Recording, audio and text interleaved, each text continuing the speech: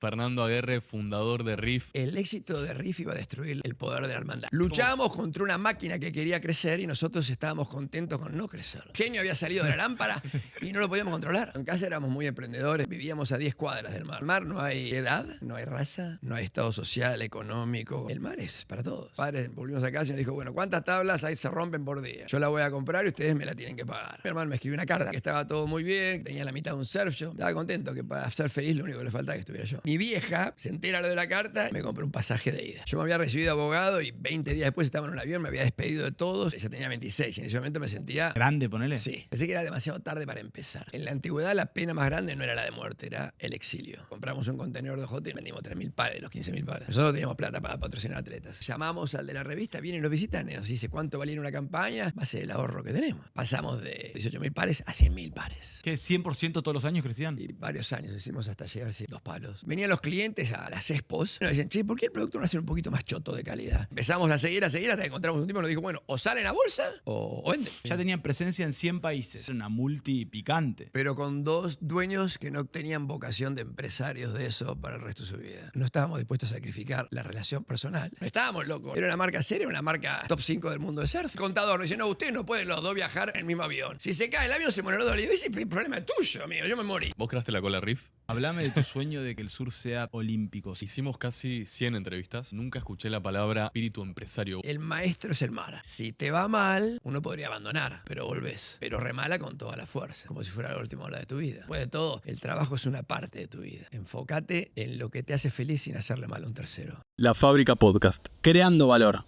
Este capítulo es presentado por Zotic, soluciones de almacenamiento presentes en cada historia. Bienvenido Fernando Aguerre, fundador de RIF, a la Fábrica Podcast. Muchas gracias por Y venir. una eminencia del surf mundial que llevó el surf a que sea juego olímpico. Y abogado. También, nadie es perfecto. ¿Cómo estás, marplatense? ¿Qué significa Mar del Plata para vos? Empiezo con eso. Marplatense significa que cuando te empezás a alejar del mar por cualquier cantidad de tiempo, que sea más de un día, una cosa, lo empezás a sentir. Yo, por ejemplo, ayer llegué, aterricé en Aeroparque, vi el río, que los españoles cuando llegaron le dijeron mar dulce, porque parece un mar, pero era dulce, ¿no? Y digo, sí, pero acá no hay olas. Nada, extrañás el mar. Toda la vida viví cerca del mar y mi vida un poco estuvo hecha alrededor del mar desde chiquito. Mi hermano y yo teníamos la suerte que mi madre amaba la playa y terminábamos la escuela, que íbamos a escolaridad doble, de mañana y de tarde, que no era tan usual en esa época, y empezaba la playa. Y la playa en esa época empezaba todo diciembre hasta el 15 de marzo, que la escuela era más corto el año, ¿no? ¿A qué se dedicaban tus padres? O sea, contanos un poco de tu infancia. Mi viejo era de Rauch, de una familia de un pueblo chiquito de campo, rural. Su padre era médico, o sea, mi abuelo era médico. Y él se recibió de abogado y se fue a vivir a Mar del Plata, porque quería un lugar nuevo. En Mar del Plata justo acaban de abrir los primeros tribunales, no había tribunales antes. Entonces crecieron los abogados y él fue de los que llegaron ahí. Y mi madre era segunda generación de marplatenses, era totalmente marplatense. Y los abuelos de ella, uno era un inmigrante italiano, un anarquista que llegó a Argentina porque era el lugar, porque Europa no se podía cambiar. Vamos a ver si podemos cambiar el mundo acá. Casado, nunca casado, pero bueno, en pareja, con una araucana. O sea que tengo un octavo... un idealista.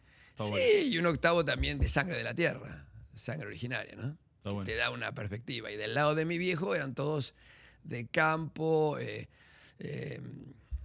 generación del 80, o sea, derecha de un lado, del otro lado progresista. Lindo, los asaditos familiares. Y en ese eje nacimos mi hermano y yo.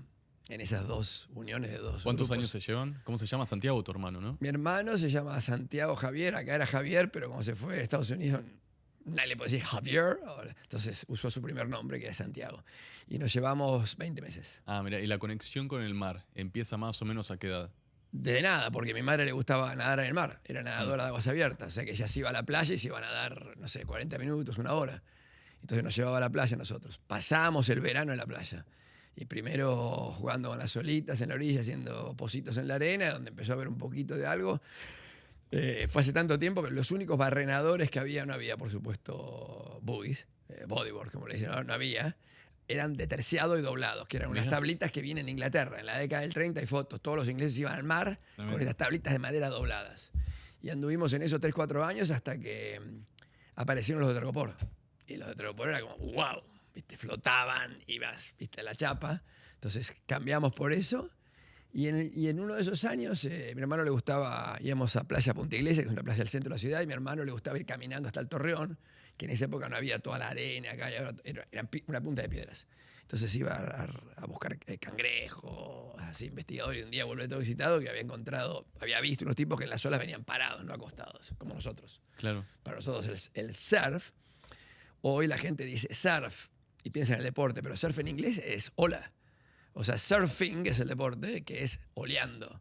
O sea, con cualquier vehículo que andes en las olas, estás surfeando. Eso ¿no? te iba a preguntar. Una cosa es el surf hoy, después, encima de todo el laburo que hiciste, que ya nos vas a contar, de Sí. internacionalizarlo y de ponerlo, de hacerlo crecer culturalmente, y otra cosa era en tu época. No, cuando nosotros fuimos caminando al Torreón y el hermano de un compañero de escuela mío, el hermano mayor, tenía un longboard, lo que sería hoy un longboard, una tabla que tal vez era la peor tabla de Argentina. Habría, no sé, 100 surfistas en Argentina. Y después de un rato nos prestó y cada uno agarró una ola, y viste, un longboard, yo tenía 13 recién cumplidos, mi hermano 11, nos paramos como nos mostraron y era fácil porque pesabas, yo qué sé, 40 kilos y fuimos hasta la orilla. Un barco era. Sí, fuimos hasta la orilla y nos quedamos alucinados. Así que ese día volvimos a casa, charla familiar, llevaba 3 bicis en casa, la de mi vieja, la de mi hermano y la mía, y bueno, una de las bicis tenía que ir porque tenía que venderse, así que vendimos la bici de mi vieja y nos compramos el longboard ese. ¿Eso en qué época? O sea, ¿qué año? ¿Qué 71. Años? 71. O sea, ahora en marzo cumplimos, mi hermano y yo, 55 años en las olas parados. Antes se llamaban las olas acostados. ¿Pero vos qué edad tenés? Muchos. Parecés mucho más joven. ¿Eh? Sí, es el agua salada. Es el agua salada, es estar con gente buena, alejarse de los mala onda. Ay, en todos lados, pero vos podés esquivarlo, ¿no? Pero vos dijiste una 6-8. 6-8. Sí. Impecable. Firmamos acá, Firmamos llegar así. Tenés una frase tremenda, no me la acuerdo muy bien, pero decís que el mar iguala a todos. ¿Por qué le das ese Sí, significado de cómo es? porque en el mar no hay edad, no hay raza, no hay estado social, económico, cultural, no hay nada. Es tal vez uno de los, yo creo que tal vez el único espacio que nos queda, no digo el único porque sería demasiado absoluto, pero uno de los poquitísimos espacios que nos queda en el mundo moderno donde no, para los que tenemos la suerte de estar cerca del mar, obvio que hay gente que vive en Córdoba o en Salta y no, pero para los que vivimos en el mar, en todos los mares del mundo, y esto incluye un montón de gente de países súper subdesarrollados, digamos, económicamente, África, el Caribe, Asia, el mar es para todos. Y además hay una cosa que casi no quedan bienes comunes. Vos jugás a un deporte, fútbol, tenis, rugby, lo que vos quieras, y estás en un club, estás en un barrio, estás con un grupo social, socioeconómico. En el mar no es así. Sí, técnicamente una tablita y te metés y listo. Sí, ni siquiera tabla. Si vos Claro, querés, nadar. barrenar con el cuerpo. El body surf, ¿viste? Lo que le decimos barrenar nosotros en Argentina. Eso es, a mí eso es lo que es una de las cosas que he tenido mucha suerte de verlo a través de la ISA, ¿no? De verlo en los diferentes países. Cuando yo llegué Para el ahí, que no sabe, ¿qué es la ISA? Después, es la Federación Internacional de Surf. que después fuiste presidente. Sí, soy presidente ¿sos? hace 32 años. Un Me han eterno. reelecto 8 veces. Es un trabajo que lo hago gratis, ad honorem. Y me encuentro con un montón de gente que cree en promover el deporte por la alegría, la felicidad, la salud mental, física que te trae, ¿no? En el mar no podés ser un zarpado, un borracho, todo, porque el mar te factura inmediatamente, ¿no? No. Después vamos a entrar un poquito más en el surf actual y el mercado, pero volvamos a esos 13 y creo que 15 años donde vieron en el Torreón a esos chicos parados, sintieron eso. ¿Cómo sigue Y nada, tu adolescencia? Claro, compramos esa tabla, vivíamos a 10 cuadras del mar nosotros, vivíamos en Garay, Mendoza, cerquita, digamos, a mitad de camino entre el Torreón y Plaza Grande. O sea que los dos lugares nos quedaban equidistantes. No teníamos vehículo. O sea, sí, mi padre tenía un vehículo, había un auto en la casa. Entonces, a veces nos llevaban el auto y a veces no. Y la tabla pesaba, yo qué sé, 20 kilos. O sea, una toalla en la cabeza de cada uno y íbamos caminando las 10 cuadras hasta el Torreón. Y nos mudamos de Punta Iglesia al Torreón. Y ahí pasamos hasta los 16, 17 míos. Yo empecé a los 3, 4 años, que la carpa se convirtió en un club de amigos. Y todos los que éramos un club, éramos un grupete de amigos, de 1 o 2 años más y menos, todos de a poco, como pudimos, nos fuimos comprando una tabla. Se fue como creando una comunidad. Sí, porque ya había surfistas. Nosotros somos 10, 12, 12, 13 años, 14 años, menores que los primeros surfistas de Argentina, que son de principios de los 60. O sea, nosotros no somos los fundadores ni los pioneros. Vinimos después, somos como otra ola que vino. Pero... Y esa etapa de esos años posteriores, además convive con una Argentina que era compleja. O sea, estamos hablando de una época de dictadura. ¿Convivía bien esa libertad del mar con lo que estábamos viviendo? Lo que pasa es que yo creo que a muchos de nosotros el mar nos salvó la vida, porque como estábamos en el mar no estábamos en otra historia, no estábamos en política, por ejemplo. Pero creo que... Es que el mar siempre es así. El mar es como... Podés llamarlo templo, podés llamarlo psicólogo, podés llamarlo lugar para meditar, ¿viste? Estás flotando, nosotros estamos mirando el mar, mirando el horizonte, parecemos, si nos ve de la tierra parecemos unos locos, ¿viste? Que están haciendo, sentados ahí esperando ¿qué? Y estamos esperando un momento que dura 10 a 30 segundos, donde la energía que se mueve, porque el agua no se mueve, la ola no es agua en movimiento, la ola es energía que va a través del agua. Esa energía la agarramos el final de eso, ¿no? Es como que alguien pasa y te pega un envión. Y bueno, y la vida se va generando alrededor de eso, ¿no? Para energía que viene de afuera, aparte. Viene de los vientos, viene de lejos. Puede venir de 300 kilómetros, o en el caso del Pacífico, puede ser de 5.000, 6.000 kilómetros. A veces las olas tardan 7 días desde donde se originan, por ejemplo, en el Pacífico, en la Antártida. Esos vientos enormes soplan a través del mar y hacen olas que llegan a California. Es una locura. Vos agarrás los últimos metros de 5.000 kilómetros. Sí, y además toda la gente, nosotros pensamos que las olas vienen, que es agua que se viene, no sé, que viene caminando. Me dicen, no, vos pegás en la mesa y se hace como una ondita ahí en el vaso, ¿no? O cuando estás en la bañadera, hace ¡pum! O en la pileta te tirás y cae como una olita. Esa olita, en escala más grande, es la que genera el viento. Pero no se movió el agua. ¿No tenía que ver la luna ahí?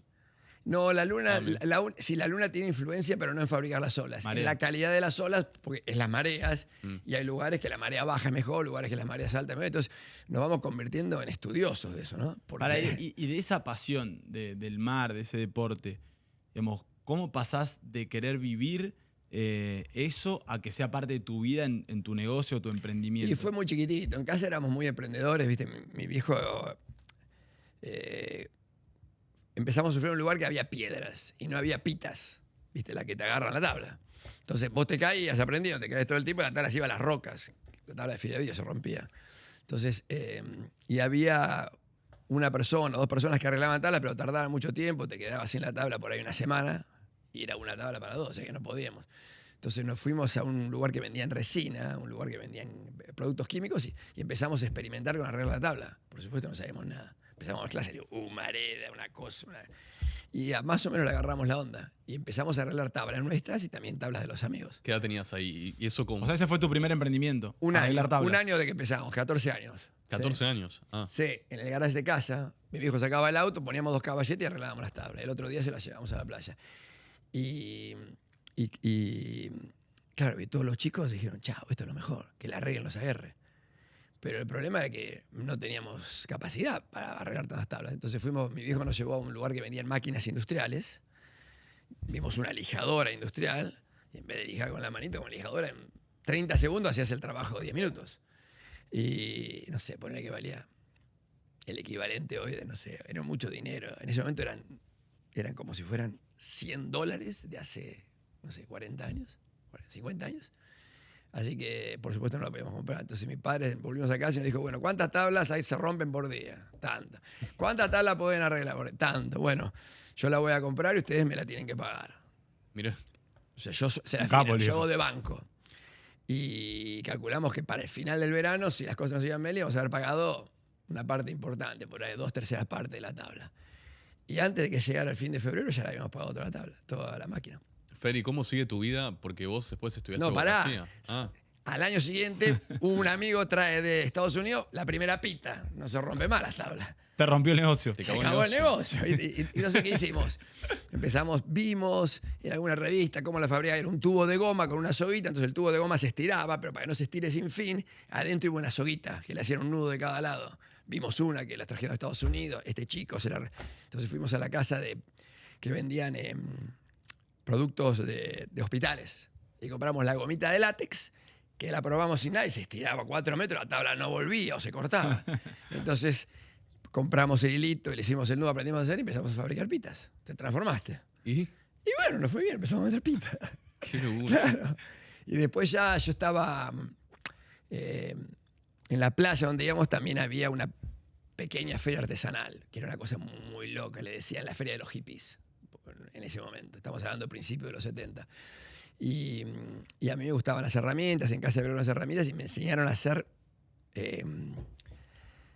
pulseras, collares, con alpaca, con bronce. Entonces empecé a fabricar eso. Y cuando me quise acordar, el verano siguiente, mientras muchos de mis amigos pasaban mucho tiempo en la playa, yo empecé a no pasar tanto porque empecé a fabricar cosas que vendía en la feria. Me convertí en un artesano.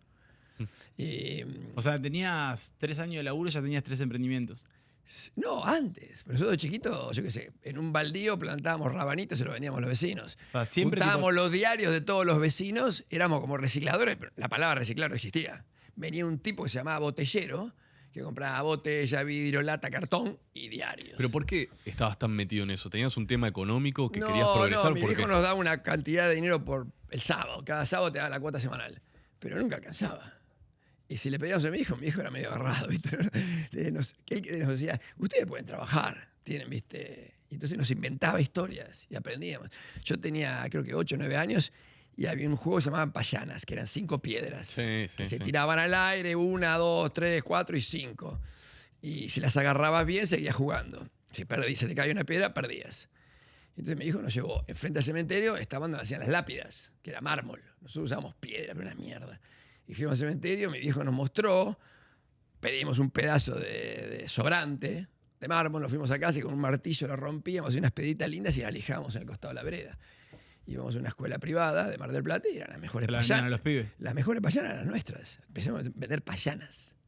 O sea, a los 8 años, 9 O sea, que años. bueno, viene de un impulso de tu viejo de emprender. Los O de dos, ustedes como... mi viejo y mi vieja, los dos eran así emprendedores. Mi abuelo era tachero. O sea que del lado de mi viejo por ahí estamos un poco más acomodados, pero del lado de mi madre no.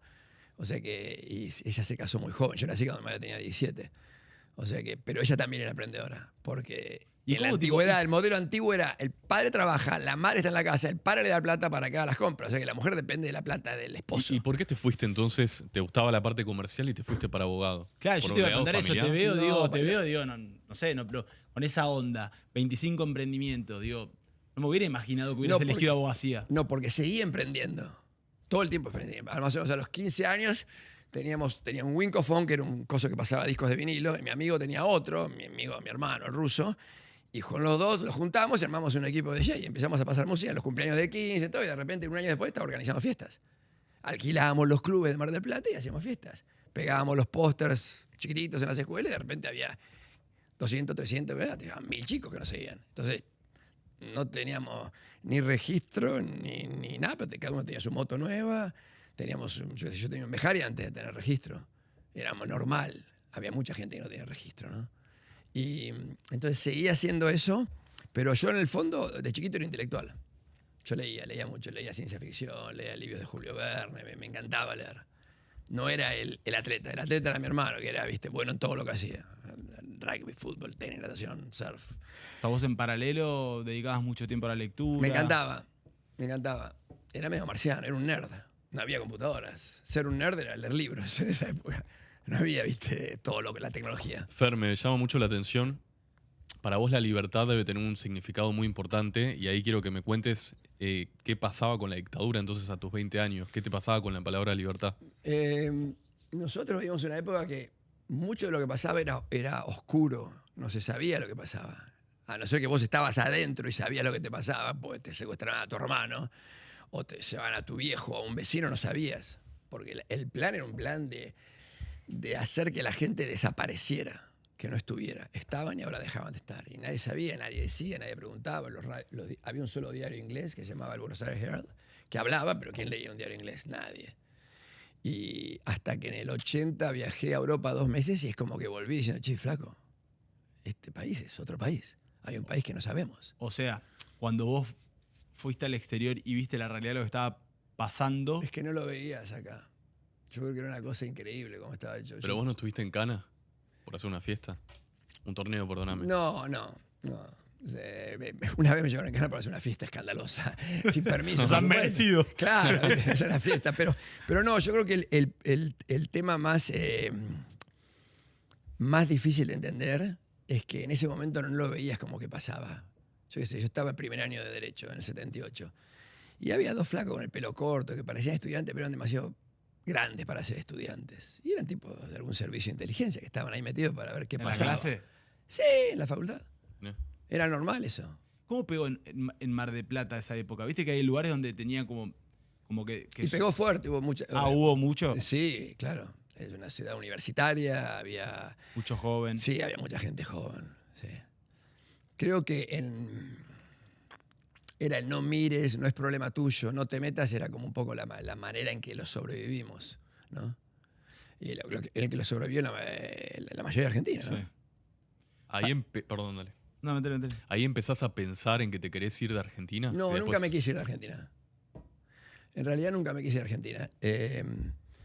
Mi primer viaje fue afuera, fue en el 79. La primera vez que me subí en avión tenía 21 años. 21 años. Y la gente no viajaba en avión, ¿viste? El avión era un lujo. Mm. Y fue para irme a Brasil a pasar un par de semanas con un amigo y a surfear. Habíamos ido antes en auto hasta Río y vimos un campeonato de surf increíble y volvimos todos, ¿viste? ¡Wow! Y ahí con un amigo, Luis Villaverde, empezamos a organizar campeonatos de surf.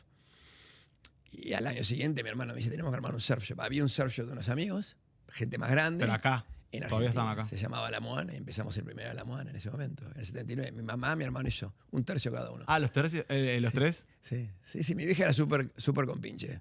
Era, viste, en todo nos decía, sí, vamos para adelante. ¿Y qué hacían? ¿Importaban? ¿Fabricaban? No. El primer año fabricábamos. Ya Bien. fabricábamos pitas. Mi hermano trajo una fórmula para hacer una parafina muy buena de Brasil, de Perú, que en realidad era americana. Es la misma compañía que hoy hace Sticky Bumps. Una compañía Buena. que hacía muy buena, sí, muy buena. Ya en esa época era muy buena parafina. Y empezamos a hacerla en la casa de mis abuelos, ¿viste? Comprábamos los aceites, las cosas que se usaban. Y empezamos a hacer trajes de baño. No sabíamos qué íbamos a hacer, no teníamos plata. Mi vieja nos dio la chequera de abogada y dice, bueno, den cheque a plazo, pero hay que levantarlos. y eso es lo que hicimos. ¿Y cómo le fue? Y nos fue bien, nos fue muy bien en realidad el primer verano, porque no había, y la gente quería, estábamos organizando campeonatos, había toda una onda de surf, pero no había nadie que te vendiera los accesorios o lo que vos necesitabas. Y además trajes de baño, no había trajes de baño de surf, eran shorts. ¿Y tu viejo shorts de qué fútbol. decía tu viejo? Porque encontraste un Mis nicho. viejos se Bien. habían separado. Ah. Cuando yo tenía 16, mis viejos se separaron. Y seguimos cercanos de los dos. Y en el interín, mientras estaba casada, mi madre estudió y se recibió de abogada. También. O sea, tenía dos hijos abogados ahora. Los dos eran abogados. Y yo no me imaginaba abogado, pero me gustaba la diplomacia. Y después de hacer la colimba, hice un año la colimba, en esa época tenías que hacer el servicio ¿Ahí en militar Mar del Plata? obligatorio. En Mar del Plata, en la prefectura. Al año siguiente, o sea, hice un año que no hacía nada, que mi viejo puteaba, porque me decía, para, ¿laburar o estudiar? Yo laburo, dije. Yo gano plata, tengo dinero. Bueno, ok, no le gustaba mucho, pero ok. Y después, a consecuencia de que lo que yo organizaba eran fiestas, en una época en que las fiestas y juntar gente joven era muy copado, me fueron corriendo hasta que me las cerraron todas. Y no pude organizar más fiestas para el 77. Pero bueno, venías bien con el emprendimiento. Sí, pero lo de la música se acabó Claro. para mí. Y era de lo que yo vivía. Entonces, terminé la colimba y dije, bueno, voy a estudiar. Di el examen de ingreso, había que dar un examen de ingreso a la facultad pública. Entramos 50 de 500 anotados. Entré y estudié 6 años y me recibí de abogado. Y en el interín ya estaba la Moana, vino después, un año después, los Claro, campeonatos tu de surf surf. shop, todos los torneos. Le diste Sí. el gusto a tu viejo, digamos, a tu familia. No, también. vos sabés que yo no estudié Derecho porque quería. Yo era buen estudiante en la facultad, pero era malo en matemática, pero malo raro. Y cuando fui a hablar, viste, un test de orientación vocacional se llamaba, que lo hacías con una psicóloga. Y me dijo, mira, todo bien, pero en la matemática tenés un tema, por ahí tenés que ir al psicólogo, a ver qué pasa. Porque, son malo. Así que yo me anoté en Derecho y me dice, ¿qué puedo estudiar? Y estudiar cosas con ciencias humanas, ¿no? No ciencias exactas. No seas ingeniero, no seas, viste, eso no vas a andar o vas a tener problemas. Y dije, bueno, derecho no hay matemáticas. Y me equivoqué porque había en primero, segundo y tercero había finanzas, macroeconomía y microeconomía. Y ahí, con tus finanzas, te empieza a ir bien con tu emprendimiento. ¿Cómo manejabas la plata? ¿Cuál era tu contacto con la plata en ese entonces? ¿O lo delegabas en tu hermano porque a vos no te salía? No. Mi hermano sí es brillante en matemáticas. Él solo terminó la secundaria, pero es como un ingeniero, es brillante. Y la plata, yo qué sé, la gastábamos, la vivíamos, lo usábamos. Cambiaba la moto, invitabas a comer a los amigos. O sea, nadie tenía mucha plata. ¿Cuándo él se va antes a Estados Unidos? Yo me voy en el 80 por 2 meses. Me voy 2 meses a Europa y 2 meses a Estados Unidos. Como aventura. Pido permiso en la facultad y me voy a pasar 4 meses. Y vuelvo con cosas de Estados Unidos. Hicimos una importación de ropa de surf. Y estaba todo parecía buenísimo. Y nos fue muy bien el verano siguiente, pero cuando terminó ese verano del 81 vino una devaluación enorme. Es como se derritió la política económica de Martínez de Oz, que era una política, suena familiar, dólar barato, todo importado. Le decían la plata dulce. Porque iban los argentinos. Hay una peli Plata Dulce. Sí, es de esa época. Y hay una canción buenísima de Charly García que se llama José Mercado, compra todo importado. Se fue a Marruecos, pero no le hizo efecto. Se fue en un tour del Gurú Maharaji. O sea, todas las cosas que hacían los argentinos en ese momento. Pero bueno, se cortó. Y cuando se cortó, todo subió y se acabaron las importaciones. El gobierno prohibió las importaciones, no te daban dólares para importar. Todo esto que ya vivimos, ¿no? Es como que la historia es cíclica. Y sí, varias veces. Y bueno, y cambió. Entonces empezamos a fabricar cosas acá. Y para entonces mi hermano dijo, yo no quiero estar más en Argentina, no quiero otro invierno más de frío y sin olas. O sea que él se fue y quedé mi mamá y yo. Y era muy difícil de mantenerlo y lo cerramos el shop en algún momento, a mediados del 81. Básicamente vendíamos ropa de verano importada, que no se podía importar. El precio al que podíamos venderla no recuperábamos el costo. O sea que eso era una cosa como vendías, pero se acababa la plata, no podías importar de nuevo. Y y en invierno la gente usaba otra ropa. Nosotros no había, no ibas a un surf shop como vas hoy a cualquier surf shop que hay campera, ropa de invierno, remera, pantalones, zapatillas. No, eran traje de baño y remera manga corta. La gente, hoy en la cultura la gente usa remeras todo el año manga corta. En esa época manga corta no, manga corta era de verano. En invierno, manga larga, buzo. Nadie usaba shorts. Viste, ahora ves gente por ahí un día que no hace mucho frío, la gente sale en shorts y jota y zapatillas. Entonces cambió mucho. ¿Y qué hiciste entonces ahí? ¿Ves que se empieza a derrumbar? ¿Hablas con tu mamá? Cerramos, se acabó. Y me llevó mi viejo a ver un señor que tenía un depósito de lana en Rauch. O sea, un acopiador de lana. Entonces le compramos lana a granel y encontramos un tipo en ese pueblo, un señor mayor, que hilaba la lana a mano, al estilo de antes. Y unas señoras en Balcarce que tejían y que teñían. Y empecé a hacer ropa de lana que vendía a otros shops que existían todavía, no de surf, o que le vendía a particulares. Y con eso más o menos me mantenía. Vivía solo, o sea que comía a veces bien, a veces no tan bien. A veces comía en la casa de un amigo, en la casa de mi vieja, en la casa de mis abuelos. Pero la aventura de volver a la casa de mi viejo ya no había retorno. ¿Y a los 26 te vas? Entonces, no, seguí trabajando de eso y el último año con un amigo, con Alejandro Vega, compañero de facultad y amigo de infancia de la secundaria, abrimos un surf shop en Pinamar. Y mi última aventura fue abrir ese surf shop, que anduvo muy bien, pero era un Pinamar, viste, 2 meses. Y yo me recibí en junio, mi hermano me dijo, si no venís ahora, acuérdate que éramos socios. A veces él me llevaba al mar, porque yo, viste, estaba con la fiesta, no estaba para mar. A veces yo lo llevaba a otras cosas. También tenía su equipo de jockey. ¿Siempre muy unidos ustedes dos? Sí, éramos competitivos, pero unidos. ¿Competían? A veces competíamos entre nosotros. ¿Pero en qué, ponele? En cualquier cosa. Éramos competitivos, ¿viste? Teníamos la misma edad, muy parecidos. ¿Viste? Competís por el amor de tus viejos, por el espacio en la escuela. Él era, cuando estaban los 2 equipos de fútbol, él era uno de los que pisaba para elegir jugadores. Hacía pan queso. Claro, y yo era el último que elegía, o él o el otro equipo.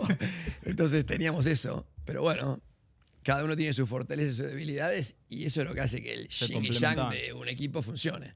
Pues si los dos tienen lo mismo, pero no hay nadie entrenado del otro, ¿no? Está bueno, es como si en un equipo de fútbol fueran todos delanteros. No hay mediocampista, no hay defensor, no hay arquero.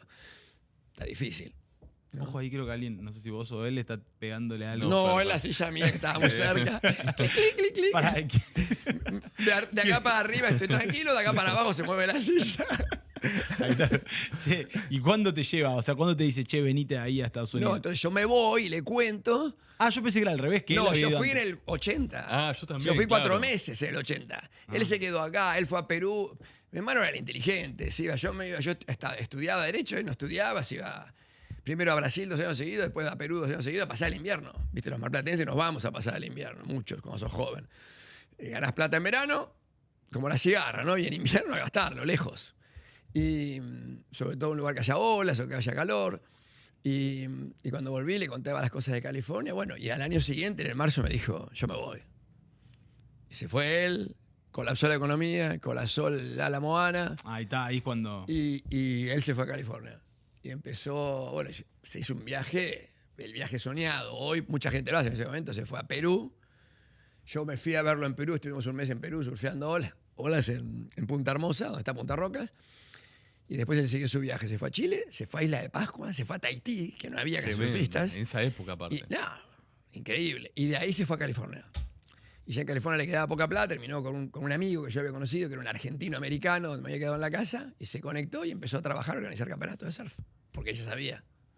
Me ayudaba a mí, yo era el presidente de la Asociación Argentina de Surf y el de la Asociación de Skate en Mar del Plata. Hasta en eso competían, uno de skate. Claro, pero no competíamos, pero colaborábamos. Ok, Hay fotos coordinado. que estoy yo sentado de locutor en el campeonato de skate. El de surf era más inteligente que yo y se iba a surfear el campeonato. Yo estaba trabajando. Pero bueno, se fue. Yo lo fui a visitar en el 82, él se fue en el 81. Junté plata o real que me fui en el 82 a verlo. Pasé un mes y me volví. Y yo quería terminar la facultad. No quería dejarlo inconcluso. Claro. Lo quería terminar. Además me gustaba lo que estaba aprendiendo.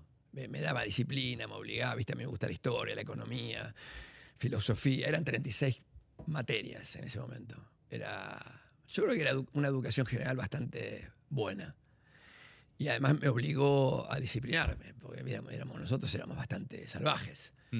Y cuando estaba por terminar, mi hermano me escribió una carta, las cartas, ¿viste? Las cartas escritas, ¿no? En un sobre que te la manda por correo. Porque era lo único que había. ¿Qué decía? Y en la carta decía que, bueno, que la estaba pasando bien, que estaba todo muy bien, que le gustaba, que había olas, que esto, que tenía la mitad de un surf. Yo empecé a trabajar de mozo, con el ahorro de mozo, más un dinero que le prestó mi madre, los ahorros de mi madre, pudo comprar la mitad de un surf en San Diego. Estaba contento, que para ser feliz lo único que le faltaba es que estuviera yo. Tremendo. Para la un felicidad divino. completa. Claro, me dijo eso, ¿viste? Yo leí Rompió la el carta, corazón. ¿viste? Estaba llorando. La carta la tengo en la mesa de luz de mi casa de California, la sigo teniendo ahí. La carta. Tremendo. Yo cuando Y, la venía carta- y mi vieja se entera lo de la carta y hizo conmigo lo mismo que hizo con él. Me compró un pasaje de ida. A él le había regalado De el ida. pasaje de ida, de miel de ida. ¿Te imaginas para un padre en una época en que no había comunicaciones, no había telefonía celular, no había discado, no o sea, podías llamar a pensando nadie? totalmente en vos porque, o en Y además, ustedes. ¿cuándo porque nos vamos digo, a ver? Por eso. No sabés cuándo te volvés a ver. Era otra historia. Una carta tardaba 2 o 3 semanas y a veces el correo argentino la entregaba y a veces la tiraban a la mierda. Y no había carta. No te llegaba. Y pensabas que no Qué tenía tremendo tu noticias. hermano mandándote esa carta. Ya habla de lo cercano y de la necesidad. Y tu vieja comprándote el pasaje sabiendo que no se. Digo, Los Piel de únicos gallina, hijos piel de se gallina. iban. por eso. Los mandaba. Es fuerte. Me ¿Qué mandó a sentías mí, en me el dice, avión? me mandó a mí, me dice, miedo. ¿Qué vas a sentir? Miedo. Yo me había recibido abogado y 20 días después estaba en un avión, me había despedido de todos, entregué la casa que alquilaba, los libros y los discos los dejé en la casa de mi madre y el resto lo regalé y lo vendí. O sea, Hernán Cortés y los barcos prendidos fuego. Nada. No había regreso y encima el pasaje era de ida, o sea que tenía que ir allá a ver cómo juntaba dinero para ver si algún día volvía. Y ni sabía si me iba a quedar allá, pero bueno. Pero Y caíste a California. caí a California, ¿A qué caí a la parte? casa de mi hermano, en el mismo lugar donde viví toda mi vida, en La Joya. En La Un Joya. lugar de buenas Primeras olas, muy lindo. sensaciones cuando llegaste. Miedo, si no hice una locura. Tenía 26 años, como yo había un año de yoga y un año en la Colima, en la facultad 6 años, yo no tenía 22 o 23, ya tenía 26. Y en ese momento me sentía, Grande, ponele. sí. Que, O sea, se me decías, había- tipo, que se había- che. que llegaba a la estación y ya se iba el tren. Pensé que era demasiado tarde para empezar. Porque además mi hermano ya tenía su trabajo, vivía en pareja, tenía algunas cosas, ¿no? Pero bueno, extrañaba mucho. En la antigüedad la pena más grande no era la de muerte, era el exilio. Porque en el exilio no tenés nada de todo lo que tenías en ese momento. Familia, amigos, relaciones, no había comunicaciones. ¿Viste? Si quería mandar una carta a alguien, tenía que confiar en alguien que la entregara. No había correo. A medida que fue pasando, fíjate que decir es extradición, sacarte la raíz. Expatriación, sacarte la patria. Era terrible. Y yo extrañaba y decía, Dios mío, ¿qué hago acá? Entonces empecé a pensar, armamos un pequeño tour de surf, un camp en México, a 2 horas en avión, en unos aviones alquilados, viejos, que íbamos con mi hermano y llevábamos americanos. Pero yo empecé a pensar, yo tengo que encontrar algo que sea una excusa para ir a volver a Argentina, o a Sudamérica, aunque sea. Porque así no me voy a quedar acá, no voy a aguantar. Hablaba bien inglés, porque estudiamos inglés, por suerte fuimos bilingües de chiquitos, pero era demasiado el costo emocional y espiritual. No. Y le dije a mi hermano y a mi madre, empezamos a hablar de que habíamos comprado algunas cosas de Brasil, como teníamos el surf shop, para importar y traer a Mar del Plata, que Brasil tenía una industria de surf desarrollada. Y por qué no nos encontramos en Río a fin de año, como una recreación de la mano. Mi vieja, yo y mi hermano. Y mi vieja también estaba con su pareja en ese momento. Pero bueno, venimos y mi hermano y yo nos dedicamos a llamar a todos nuestros amigos surfistas brasileños que los conocíamos de ir a surfear y todo. Pero el flaco, viste, estaba en otra. O sea, venían. No querían laburar en Río, viste. En Río nadie quiere laburar. No es una ciudad para el laburo. La ciudad para el laburo es Sao Paulo. Estuvimos 7 días en Río, viste, y nos encontramos los amigos, pero eran los dueños de las marcas de ropa, pero nada funcionaba muy bien. Y un día nos fuimos a Sao Paulo y ahí nos conectamos de nuevo con una empresa que nos había vendido jotas desde Brasil, una fábrica que había crecido muchísimo. Y la fuimos a ver y dijimos, por ahí vamos a vender jotas. ¿A tu vieja? No, mi mamá se quedó en Río. ¿Con tu hermano fue? Mi hermano. Fuimos por un día. Nos tomamos el avión de la mañana y volvimos el avión de la norte. Nos pusimos un traje que teníamos cada uno, un maletín para los dos, y con eso nos fuimos a encontrarnos. Y nos encontramos con varias cosas muy interesantes. Unos antiderrapantes, los pads, viste, que van en la cola de la tabla, que lo fabricaba un gringo, que no sabíamos quién lo hacía. De repente encontramos la fábrica J, también le hacía los pads al gringo. Y de repente nos encontramos que aparecía el embrión de algo. Nos vinimos a Mar del Plata, pasamos 10 días de vacaciones y nos volvimos a California con unas muestras de unas hojotitas. Las fuimos a ver a los dueños de Quicksilver, que eran amigos también. Pero Quicksilver en ese momento, ¿qué era? Chiquito también, un emprendimiento. Sí, era una compañía que vendía $2 millones en el mundo. Y vendía trajes de baño. Era chiquitito. Éramos surfistas que estábamos tratando de no tener un laburo normal. Queríamos ver si encontrábamos algo que nos mantenía cerca del mar. Mi hermano y yo teníamos pie plano. O sea, hicimos hojotas con un arco para que fueran mejor. Para nosotros andar, viste, en hawaianas o andar descalzo nos mataba la ¿Qué era lo que se usaba en ese entonces? Sí, hawaianas era la jota del pueblo en Brasil. Sí. No era una marca de moda. Era la jota que valía $1. Ibas a la favela, todo el mundo usaba hawaiana. Y estaba esta otra fábrica, hacía una jota un poco más sofisticada que la que nosotros le comprábamos. Y empezamos con eso. Y los de Quicksilver dijeron, no, buenísimo, todo nos encanta, pero nosotros vendemos trajes de baño y remeras. No vendemos trajes. Nosotros estábamos ilusionados que le íamos a poner el Claro, vos lo que querías era conectar la punta. Tercerizar. Yo iba a ser el proveedor de una fábrica en Brasil que fabricaba para Quicksilver. El negocio parecía buenísimo. El único problema es que no funcionó. Y salimos de ahí, nos miramos a mi hermano y vamos a tener que inventar una marca nosotros, vamos a tener que hacer algo nosotros. Hermoso. Nadie nos va a comprar. O sea, la necesidad tiene cara de hereje, ¿viste? Decís, bueno, voy a hacer... No era el plan, pero bueno, si el plan A no funciona, ¿cuál es el plan B? Y el plan B era ese, pero no sabíamos nada, no entendíamos nada. Yo me fui a Brasil, él estaba más en San Diego y yo tenía que entrar y salir de Estados Unidos por mi visa. Entonces, yo tenía una visa de business, pero de visitante. Entonces me fui a Brasil y volví con OJ, con muestras, los antiderrapantes, compramos un contenedor de OJ y nos vendimos 3.000 pares, los 15.000 pares, primer año.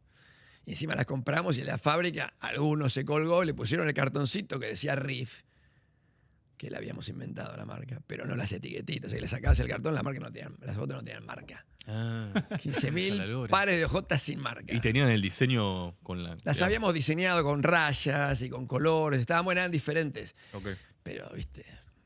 ¿Era parecido a lo que existía, me estás diciendo? No, porque utilizamos una goma que se usaba en los primeros zapatillas para correr, que Nike había empezado a fabricar en el 81, 80. Era una goma nueva, más liviana, que se llamaba EVA, que hoy se usa en todas las zapatillas. Hoy usas poliuretano o EVA. Y era muy básica, pero nosotros empezamos a hacer hojotas con eso, que era muy livianita. ¿Viste? Y caminabas, eran cómodas, pero en liviana. ¿Y por qué no te rendiste cuando dijiste, bueno, vendí 3.000 de las 15.000, crisis con tu Porque no, hermano? no, ¿Cómo? seguíamos, mi hermano seguía dueño de la mitad del surf shop, Sí. yo seguía con los viajes de surf, pero el antiderrapante funcionó. Estaba buenísimo. Había un solo antiderrapante que se usaba y te regastaba las rodillas y te salía sangre o rompías el traje de neopren. Y este era suave, el nuestro, pero no te patinabas. Y conseguimos unos pibes que eran americanos, que entendían de marketing, de ventas, que querían empezar con un producto malísimo. Nosotros teníamos el producto buenísimo, pero ellos tenían la pata americana. O sea que nos juntamos, hicimos un contrato por 3 años de exclusividad. Ellos no podían comprar de nadie más y nosotros no le podíamos vender a nadie más. Y empezaron a vender. Y a estos pibes les fue muy bien. Y ese fue nuestro primer buen O negocio. sea, el despegue fue ese.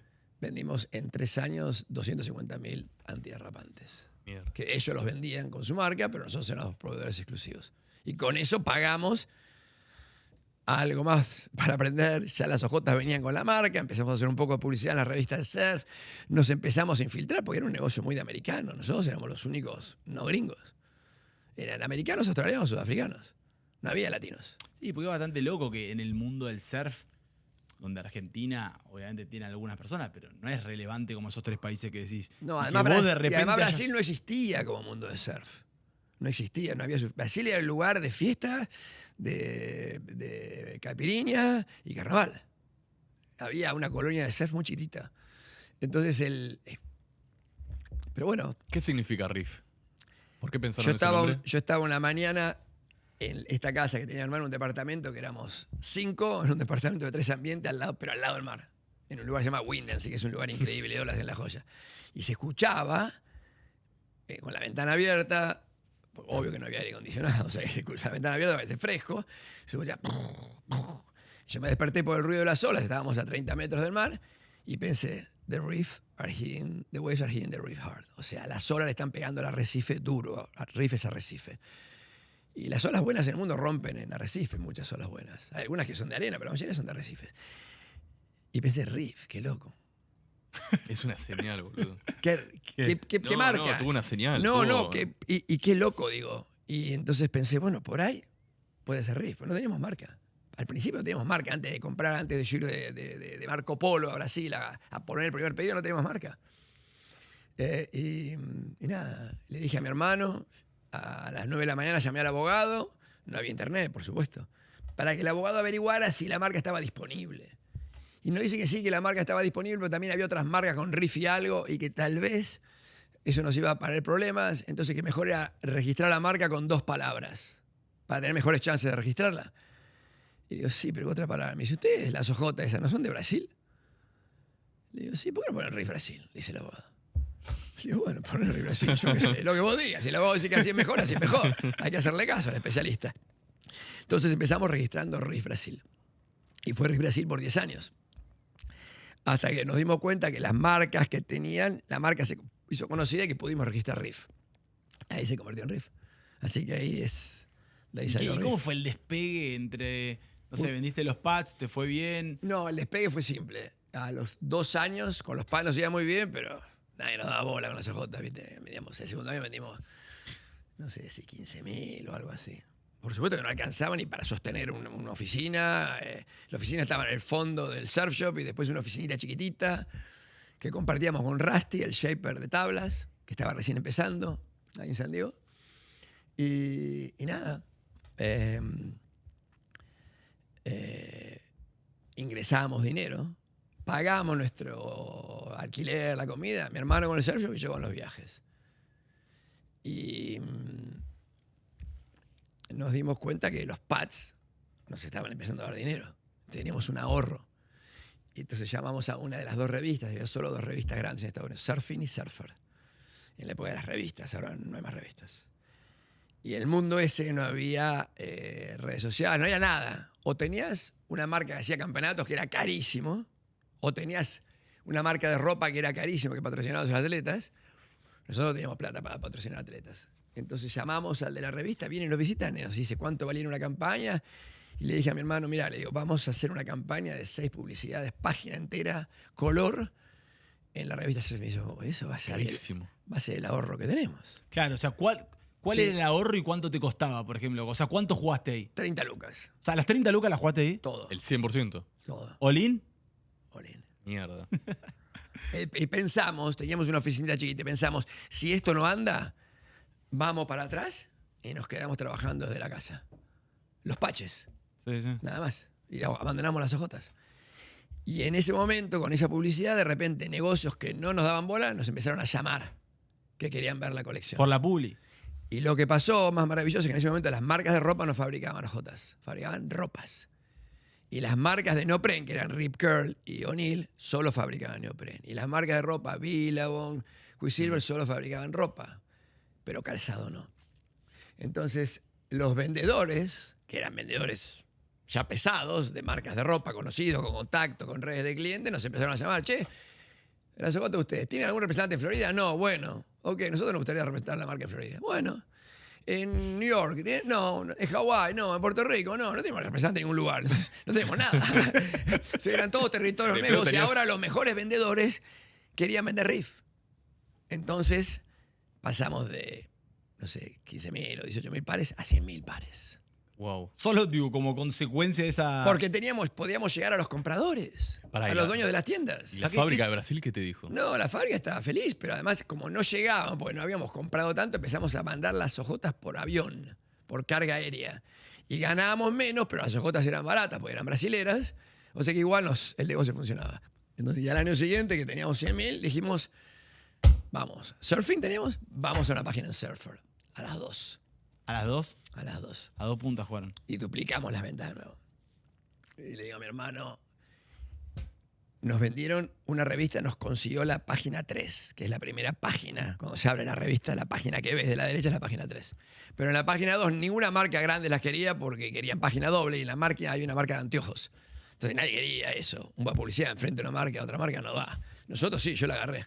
Porque era más barato. No, porque era la primera página de la revista. Aunque estuviera compartida con otra marca, era de anteojos, ¿qué me importaba? Sí. La página derecha.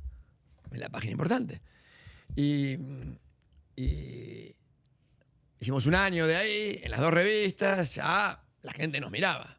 Che, ¿y esto quiénes son? La Big Ligas. Empezaron a ver, nos empezaron a venir a visitar compradores, distribuidores de Europa. No seguías en la oficinita atrás, ¿o sí? Tuvimos que alquilar una oficina más grande. Pero tampoco gran cosa, no sé. La oficina contó, eran 200 metros, oficina y depósito. Pero fue increíble porque en ese momento que empezamos a vender internacional, nos vinieron a ver un francés, un español, uno de las Canarias, empezamos a vender, nadie vendía. No había casi otras marcas de surf. Las marcas de surf eran californianas o americanas. Y se funde la compañía de anteojos. Quiebra. Y la página de la izquierda está disponible. Pero yo ya tenía la página de la derecha. O sea, que las marcas de ropa que hubieran querido esas dos páginas, la contratapa y la página 3, no podían, porque yo estaba ahí, yo no me iba de la página 3. O sea que me la ofrecieron a mí. Y yo le dije al flaco, digo, vos lo que querés es venderme más publicidad, ¿no? Yo no entendíamos lo que el flaco me estaba ofreciendo. No, vos no entendés. Lo que yo te estoy dando es la primera página doble adelante de todas las marcas número 1 de ropa del mundo de surf. Y la agarramos. Y wow. Ahora no solo pasamos de no existir en 4 años, sino tener la página doble de las revistas de surf del mundo. Y con eso empezamos a capturar en todas las revistas de todo en Brasil, en España, en Francia, Japón, en Australia, en todas. Entonces, en un momento vos abrías todas las revistas de surf y tenías una página doble de Riff. Era lo primero que veían. Sí, entonces lo voy a ver a un amigo brasilero que tenía una revista llamada Trip, que era un genio el tipo, era una mezcla de moda, surf, de Sao Paulo, no de Río. Y le digo, che, ¿qué nos falta? ¿Qué podemos hacer? Y me dice, no, todo lo que hacen está muy bien, el producto es bueno, tienen buena distribución, está todo bueno. Le falta alguna estrella. No tiene ninguna estrella famosa. Bueno, ok. Le dije a mi hermano, me dice, sí, tiene razón. Y mi hermano tenía contactos, era más surfista, se empezó a contactar con gente y empezamos a contactar y de repente teníamos el campeón mundial, el subcampeón mundial, el flaco que se corría las olas más grandes en Waimea. Empezamos a contratar gente que era por una moneda, porque nosotros éramos una calcomanía más en la tabla, más abajo de las de ropa, de las de anteojos, de lo que sea. O sea que en un año armamos un equipo que era el equipo que salía en todas las publicidades de las marcas de ropa. O sea, una Eso, mezcla de... como vos ponías un sticker en la tabla, digamos. Claro, vos le pagabas un patrocinio. Sí. Como se hace hoy. Y Como aparte, en el surf tipo, Por indirecta salías en la publicidad del Salía en otro. la publicidad de los otros cuando se veía, a veces no se veía porque mi calcomanía no estaba arriba en la nariz, estaba más abajo. Pagamos una fracción, realmente una fracción de lo que pagaba. Eso la tengo marca. una pregunta de desconocimiento. Cuando vos sponsoreás un surfista, tipo, así como ponerle un zócalo que se puede ver en una Sí. publicidad, ¿el espacio en la tabla también es a conciencia? Él y hoy sus agentes, porque todos tienen agentes, los top surfers, deciden a dónde va tu calcomanía, depende bien. de cuánto pagues y cuánto le pagan los otros. Es como un mameluco de Fórmula 1. Sí, obvio. Es como cualquier cosa. Vos querés estar acá, vale tanto. Querés estar acá, vale tanto. Querés estar acá atrás, vale tanto. ¿No? Y de repente teníamos los mejores surfistas del mundo. Éramos una marca que estaba en la primera página de revista. Y bom, bom, bom, bom. Siguió doblándose año a año. La producción. ¿Qué? ¿100% todos los años crecían? Y varios años hicimos hasta llegar a una cantidad, no sé si 2 palos. 2 millones de ojotas por año. Sí. Sí. Mamá. Sí, y ahí nos dimos cuenta que estábamos en otro mundo. Eso, cuando te Y diste cuenta la y empresa hablaste. no podía. Seguíamos contratando gente y nos teníamos que armar una empresa. Y nosotros, ¿viste? Es como que te dabas cuenta que lo que estabas armando estaba bueno para que siguiera creciendo, pero en un momento con mi hermano nos dimos cuenta que no queríamos crecer más. ¿No estabas disfrutando? No, porque te come. El crecimiento te come el tiempo libre, el crecimiento te come la tranquilidad mental, espiritual. Es Eso como yo te iba a estresante. preguntar si eso. era el crecimiento, ¿ustedes lo planificaban? O como que, bueno, se fue dando y se... ¿Te querés reír? Sí. Los primeros 15 años de la empresa la manejamos sin un plan de negocios. Es como que... Mi hermano se encargaba de conseguir los mejores costos en los proveedores y también él tenía un equipo de diseño, o sea, era producto y producción y financiero. Yo era comercial, el CEO, pero con un foco grande en comercial, marketing y ventas, pero él también en marketing sabía, porque era un pibe que sabía quiénes eran los mejores surfistas. Y mirábamos fotos de surf, pasábamos las diapositivas en una pared para ver qué fotos elegíamos para la publicidad. No había arte digital. El arte eran fotos, eran diapositivas. O sea, que los primeros 15 años como que te la jugaste 30 lucas, pegaron, fueron creciendo, después te apareció la segunda, la página 2. Bueno, No, a los 10 años empezamos a hacer zapatillas cerradas, porque nos dimos cuenta que vendíamos ojotas, pero había una temporada baja y una temporada alta. Dijimos, bueno, vamos a estabilizar anualmente el emprendimiento. Dijimos, vamos a hacer zapatillas. Y empezó bien, pero es otra categoría, es otro producto, es otros márgenes, es todo diferente. Me hablas de vos me hablas mucho de la parte espiritual. Quiero saber más, cuando te encontrás con el éxito. ¿Qué Y hablaste el con tu éxito, hermano? El éxito es un monstruo, porque el éxito, viste...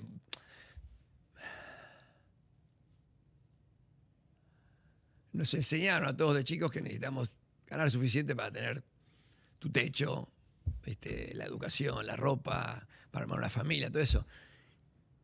Pero a veces, como nos pasó a nosotros, se pasó de escala, se salió de escala. O sea, nosotros nunca estábamos obsesionados con un tamaño o con una cantidad o con un volumen, pero seguíamos haciendo todo bien, todo bien, mejor producto, mejor distribución, mejores costos, mejores atletas, mejores vendedores, mejores clientes. Y entonces va creciendo. Y en un momento mi hermano y yo estamos como en ok, ¿viste? Acá estamos bien, mantengamos. Pero es como un avión, ¿viste? El avión no sube, baja. Cuando vos pensás que el avión va así, no va así el avión volando. Y con la gravedad se mantiene y va a 10.000 metros. Pero la fábrica nos quería vender más producto, el que nos alquilaba nos quería alquilar más metros cuadrados, los vendedores querían más comisión, los clientes querían más, los riders querían más dinero, los empleados querían más. Entonces, luchábamos contra una máquina que quería crecer y nosotros estábamos contentos con no crecer o crecer menos. Fuerte eso. Y nos dimos cuenta en un momento que era imposible. Era como el monstruo había salido, el genio había salido de la lámpara y no lo podíamos controlar. Y además... O sea, ¿sintieron que en un momento se le descontroló? No que no se descontroló, lo íbamos controlando, pero que era imposible controlar el que no creciera. La gente venían los clientes a las expos, ¿viste? A poner pedidos, a ver qué producto nuevo había. Y nos dicen, che, ¿por qué el producto no hace un poquito más choto de calidad? Pues dura demasiado. Hay gente que tiene 3, 4 años, Riff, y todavía están buenas. Nada dura tanto.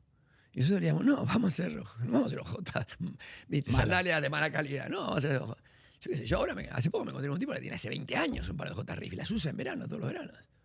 Entonces, de alguna manera es como que nos dimos cuenta que había cosas que no controlábamos, pero estábamos felices si la podíamos, ¿viste? No podemos frenar, bueno, poner el freno de mano, yo qué sé, levantar el pie del acelerador. Y nos dimos cuenta además que la cantidad de gente que íbamos contratando era eran equipos. Y los equipos compiten. Cuando algo no anda, los de venta acusan a los que hacen el producto, los que hacen el producto acusan a los que hacen el branding, los que hacen el branding acusan a los de venta. O sea y empiezan las luchas. Y mi hermano y yo dirigíamos 2 grupos grandes que era como la mitad de la compañía. Y la competencia o los reclamos entre ellos empezaron a impactar en nuestra relación. O sea, Hermanos. Entonces el éxito, como la famosa canción de Sinéad O'Connor, Success has made a failure of our home, empezó a erosionar la relación de hermanos, que era el motivo por el que empezamos, para estar juntos. El primer valor. Y se empezó y empezamos a verlo. Y un día nosotros vivíamos en San Diego, nos fuimos a Big Bear, que es un lugar de nieve a 2 horas en Los Ángeles. Estuvimos todo el día haciendo snowboard, felices, terminamos, nos fuimos a tomar un chocolate caliente, nos sentamos. Che, qué día alucinante, ¿no? ¿Qué pasamos? No nos peleábamos, no discutimos, nadie de tu equipo se quería pelear con uno de mi equipo. Por ahí llegó, mira, me emociono todavía hoy, ¿no? Por ahí llegó el momento de sacársela encima. Por ahí el éxito es el monstruo. Entonces decidimos que íbamos a buscar una manera de... Y nosotros además éramos garantía personal de todo el dinero que la compañía tomaba prestado, porque como éramos cíclicos, había un momento que había que tomar dinero y un momento que cobrábamos y pagábamos toda la deuda. Y después de nuevo el ciclo. En un momento te apretabas financieramente y después recuperabas oxígeno. Era así. Los bancos nos prestaban y nos prestaban por un ciclo. No era una deuda, un préstamo a 10 años. Y dijimos, tenemos que salir de esto para empezar. Entonces empezamos a investigar cómo salirnos de eso. Y había que traer, viene un tipo, un asesor muy peor y nos dijo, che, ¿salen a bolsa o venden? Fer, estamos en la cresta de la ola. O sea, en el éxito Ahora total. vamos a volver a eso. Y mis amigos del macro quieren saber si hay una persona que siempre te apoyó, que sé que sí, y quiero hablar ahora de tu mamá. Ahora en la cresta de la ola, cuando estás en el éxito total y estás viendo si vendés o no vendés, ¿qué mensaje le darías a ella de agradecimiento pensando que ella siempre te bancó?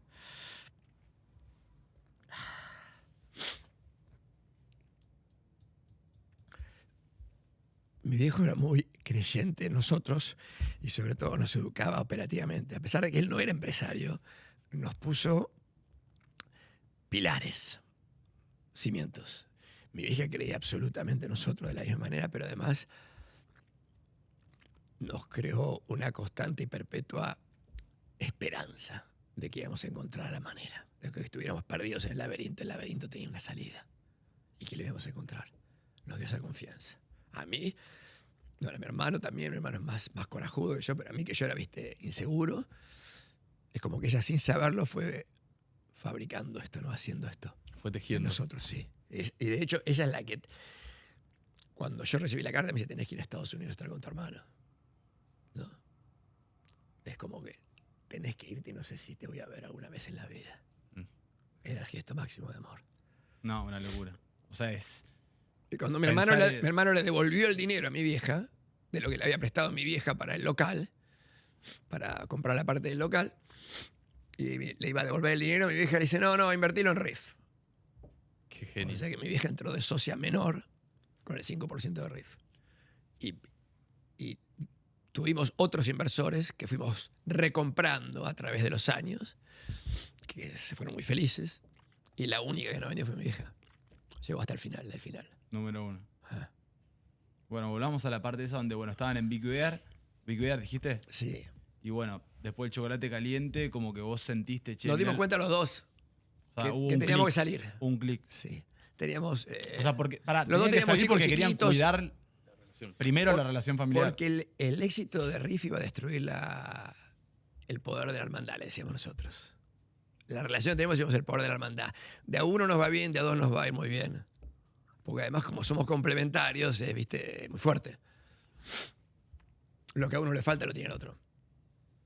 Y nada, empezamos a seguir, hasta que encontramos un tipo que nos dijo, bueno, o salen a bolsa o venden. Entonces empezamos a pensar, bueno, vendamos una cantidad minoritaria, para que no seamos nosotros la garantía personal de cada crédito, que todo lo que tenemos está en la línea cada año. Sí, y las decisiones las toma otra gente, pues ya teníamos un grupo de directores. ¿Y saliste a vender el 49%?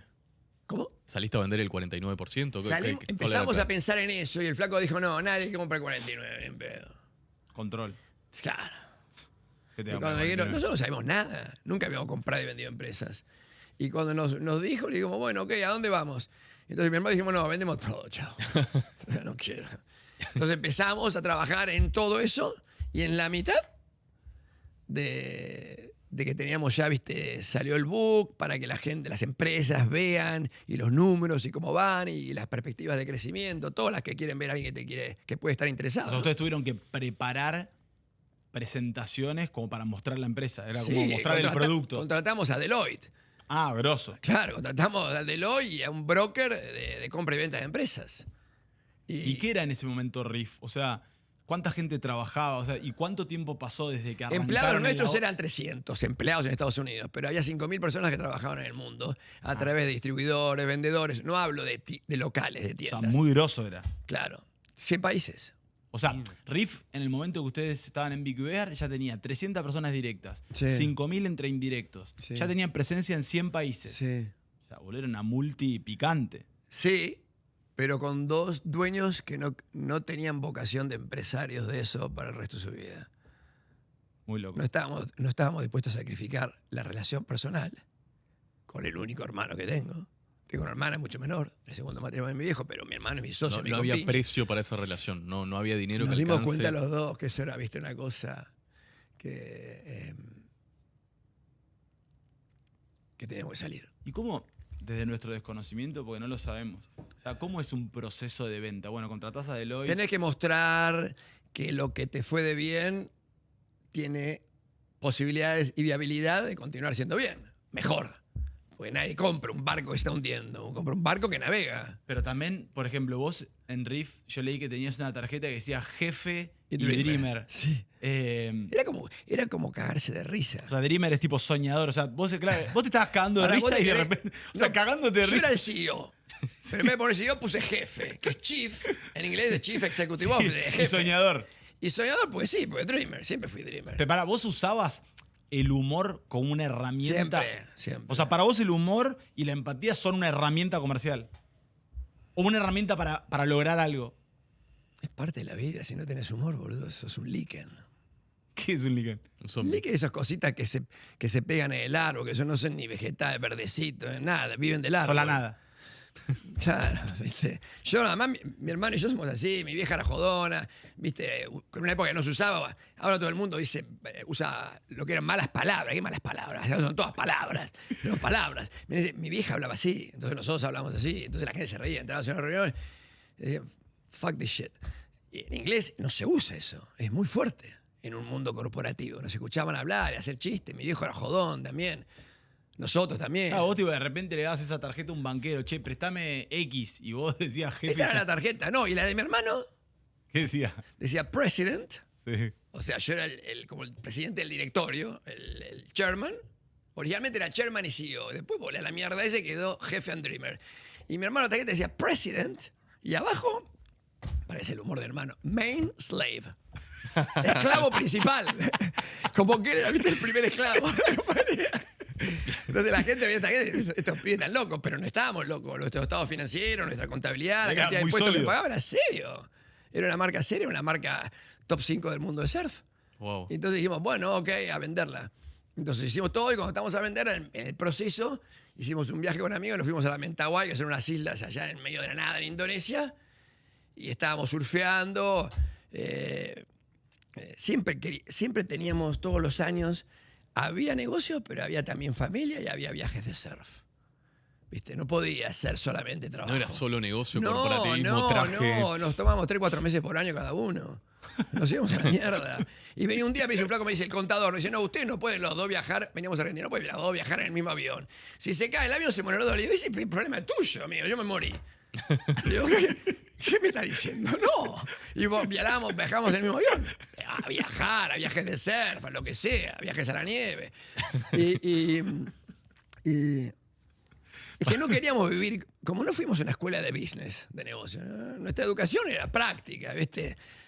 Juntar diario, hacer payana, vender rabanito, yo qué sé, arreglar tabla, vender pita, hacer artesanía, organizar fiestas, abrir un surf shop con los cheques de la vieja. Entonces, de alguna manera, está bueno no tomarte demasiado en serio. Es que si no la vida se hace muy chota. Y no vender tu genuidad.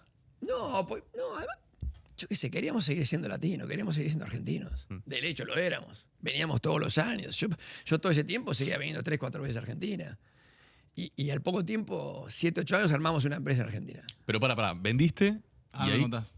¿cuál fue tu sensación? O sea, vendiste, Pará, ¿y cobraste. cuánto duró el proceso? ¿Cuánto duró el proceso de venta? O sea, El problema fue cuando estábamos días, en el años? barco, estoy hablando, no había comunicación, no había nada. Había un teléfono satelital para caso de emergencia.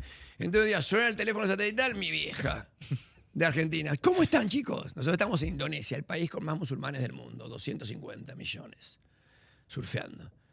Y bien, ¿por qué? No, pero hubo un ataque con árabes. A Estados Unidos, le digo, no entran los aviones de los árabes a Estados Unidos. No lo entendés. Se metieron adentro de los aviones, los estrellaron. 11 de septiembre. Estábamos en un barco en el medio de la nada. 3 días después nos enteramos. Y dijimos, oh, wow. Primero que ni sabíamos si íbamos a volver o cuándo. Cuando el barco llegó al muelle a los 10 días, en un muelle de un país musulmán. Finalmente pudimos volver todo. En medio del proceso, todas las compañías que se vendían, los que querían comprar compañía, todo se derritió. Tuvieron los mercados cerrados 2 semanas, no sabía qué iba a pasar. Y nos miramos con mi hermano y dice, ¿qué hacemos? Estábamos vendiendo. Ya habíamos hablado, estos brokers habían hablado con otras empresas. Dijimos, no, vendemos igual. Esto puede ser la Tercera Guerra Mundial. Si no lo vendemos ahora, dentro de un año por ahí no hay nada. O sea que es ahora. Entonces seguimos vendiendo. Y la vendimos en mayo del año siguiente. Vendimos el 80%. El flaco vino y dijo, no, yo el 100 no te compro. Le digo, ¿por qué? Porque si algo pasa mal, quiero que el piloto no se haya ido. Y ustedes dos son los pilotos. Pero ustedes, tipo, cuando vendieron, tuvieron que al que compraba decirle, ¿les pidieron una permanencia en la empresa durante un X tiempo o no? Nos pidieron, pero nos tomamos un año para armar un equipo bueno. Había un equipo abajo nuestro, no éramos más mi hermano y yo. Claro. Había un equipo profesional. Sí, Pero el flaco, viste, por seguridad, es una póliza de seguro. Obvio. Viste, le pasa algo a uno, algo anda mal, esto. Si vos no tenés nada, no te importa, pero si tenés el 20% todavía te importa. Así que nos quedamos. Nos quedamos y 3 años y medio más tarde, todos vendimos todo. Y ese fue el fin. ¿Eso fue en qué año? El 2005. 2005. Y después pasaron 21 años, o sea, falta muchísimo. ¿Y qué hicieron como empresa? Mira, en este momento tengo más tiempo de no dueño de Riff que de dueño de Riff. Claro. ¿No? Y la gente sigue pensando en nosotros y en Riff y todo, pero nosotros... Yo cuando era chico, tipo, estaba, El viste, monstruo. épocas como, no sé, estábamos diciendo con él, tipo, la parte de la cola riff. O sea, hoy no se podría hacer. En ese momento era... No. O sea, en Vos ese creaste- momento era como... ¿Vos creaste la cola riff? Es una idea que se me ocurrió, sí. Pero era una cosa que era Sí, en ese normal. momento era normal, no Pero era hoy la mi- gente extraña. pero, Ojo. sí, pero no era o sea, la idea de utilizar chicas con bikinis chiquitos en las publicidades, en las publicidades primero y después en eventos, todo eso. Fue de que surgió. Venís de un país donde todas las chicas andan así, donde se vendían autos, motos, cerveza, programa de televisión, Sofovich, en todos lados había chicas con... Era una cosa que nos parecía...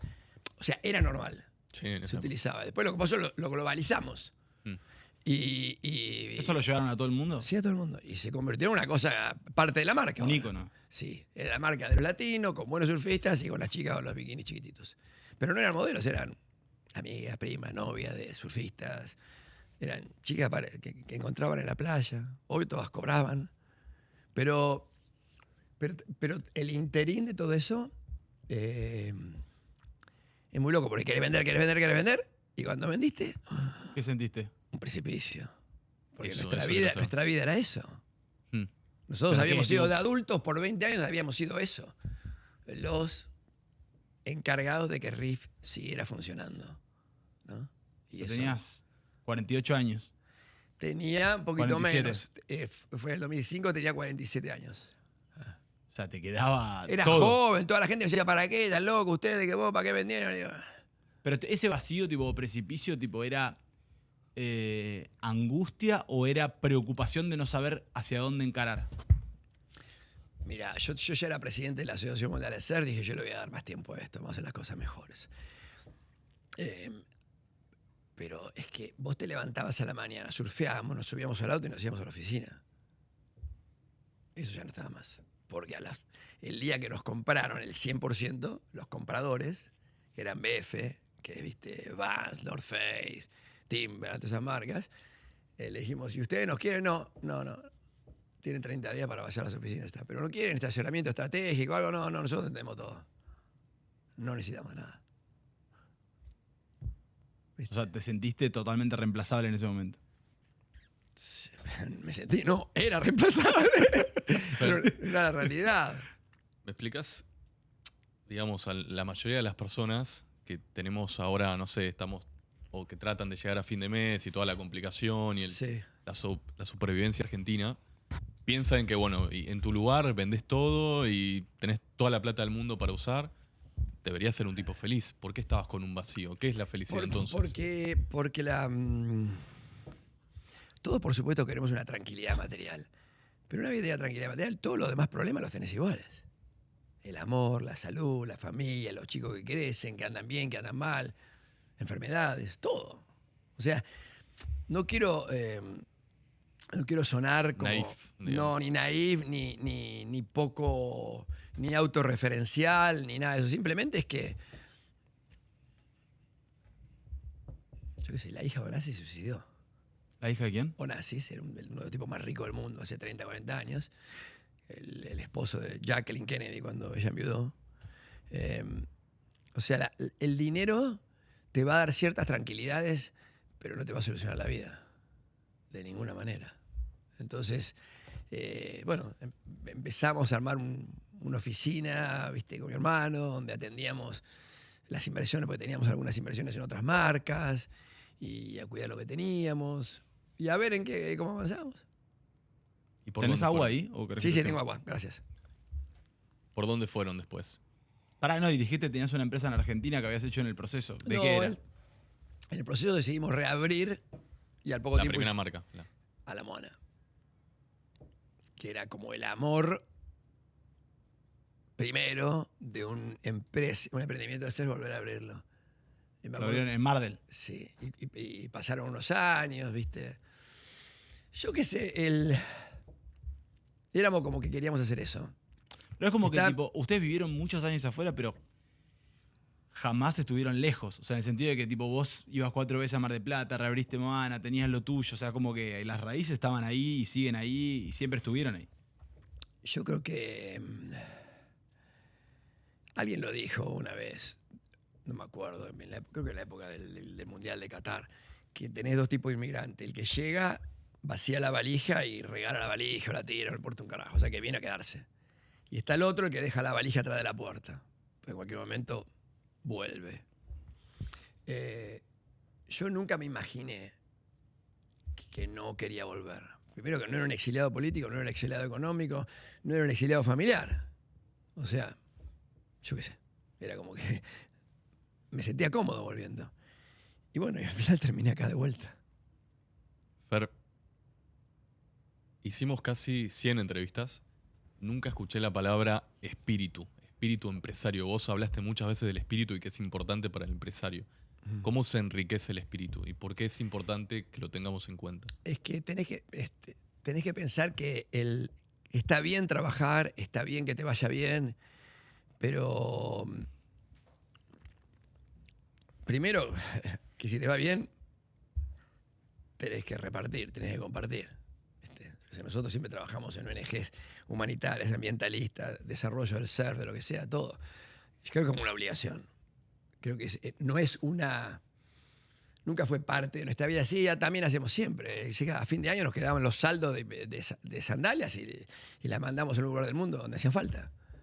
En vez de vendérsela a Marshalls o a Ross o a TJ Maxx por $1. ¿Para qué? Las enviamos. Entonces yo creo que tenés que pensarlo así. Y después es que... Yo qué sé, yo sigo haciendo terapia, hasta hoy. Sigo investigando maneras de ser mejor persona, ¿no? De ser, viste, más... ¿A qué edad arrancaste a hacer terapia? De muy chiquito, a los 19 años. Y, o Tuve sea, 3, 4 terapeutas diferentes acá, allá. O sea, eso vos lo tomás como una herramienta para intentar ser mejor. Y para descubrirte, ¿viste? Para mirarte, darte cuenta, ¿viste? La cantidad de imperfecciones y de mierda que todos los seres humanos tenemos, ¿no? ¿Y qué otras herramientas utilizás y recomendás? Escuchar, sobre todo escuchar lo que más nos duele, lo que te dice tu pareja, lo que me dice mi novia, mi hermano, mis hijos, porque eso es lo que más te quieren. Y seguramente lo que más te molesta que te digan es lo que más necesitas escuchar, por eso nos molesta. Porque ¿viste? Es como que te sacude el cocotero, ¿no? Te sacude la palmera. Y yo creo que tiene que ver con aprender a hacerlo y que te vaya bien en un negocio o en otro negocio no quiere decir que sos mejor persona. De hecho, está lleno de ejemplos de gente que le va muy bien y no son muy buena gente, ¿no? No es una garantía, ¿no? Mucho menos garantía de que te vaya bien en el amor, en la familia, en todo eso, que son las cosas que al final de la vida... Sí, o sea, hay No gente te que, lleva por nada. ejemplo, trabaja mucho y le cuesta encontrar un equilibrio entre su vida profesional y su vida personal. Por lo que percibo, más allá de esas discusiones que ustedes tenían entre los equipos y tu hermano, siempre ustedes tuvieron sus momentos de descarga. Hace poco, una amiga de mi tía me dijo algo muy interesante, que dijo, digamos, estamos viviendo nosotros en la familia, en la empresa y en muchas otras empresas, momentos de mucha tensión, y ella dice, cuando vos no podés controlar tu mecanismo, o sea, la tensión tenés que asegurarte de controlar tu mecanismo de descarga. Yo por lo que veo y Claro. percibo, o sea, vos digamos, Sí, siempre sí. encontrabas eso. Para vos era el mar, te ibas 2 meses, 3 meses, digamos, pudiste hacer que conviva esa pasión tuya con tu Sí, trabajo. pero no es estático, ¿eh? No hay un equilibrio estático. Es como la felicidad. Es por naturaleza dinámica. No hay una felicidad. Hay momentos felices y momentos que no. Y hay momentos que estás en balance y momentos que te desbalanceás. Si tenés suerte, tenés gente que te ayuda, que te zamarrea, te dice, che, boludo, ¿no? Y a veces te hacen caer en la vida, te hacen zancadillas y a veces te caes solo. Muchas veces. Y bueno, lo importante es ver cómo carajo te levantás, ¿no? Cómo volvés. El optimismo ciego no sirve, porque te va a ir bien, no te preocupes. No es así.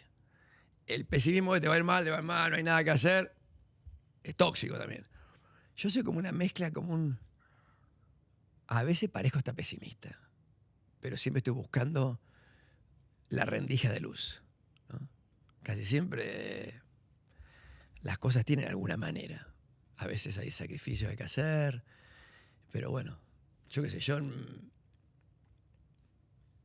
para mí la mejor fortuna que tuve así de cosas que me pasaron en la vida fue volver a Argentina.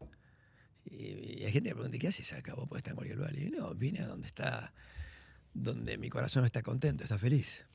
Aunque sea difícil vivir y aunque sea, como decíamos hoy más temprano, hay momentos en que realmente estamos surfeando en dulce de leche. ¿Viste? Decís, ¿cómo se va a arreglar esto?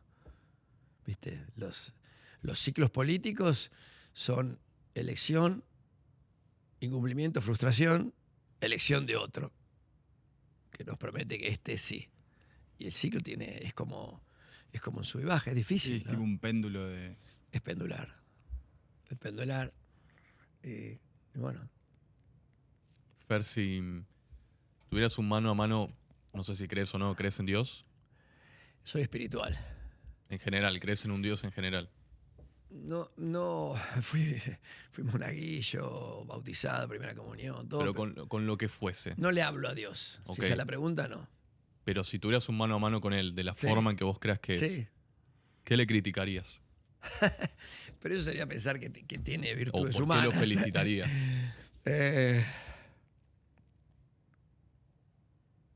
Ay, si el Dios es todopoderoso, hay demasiado sufrimiento en el mundo.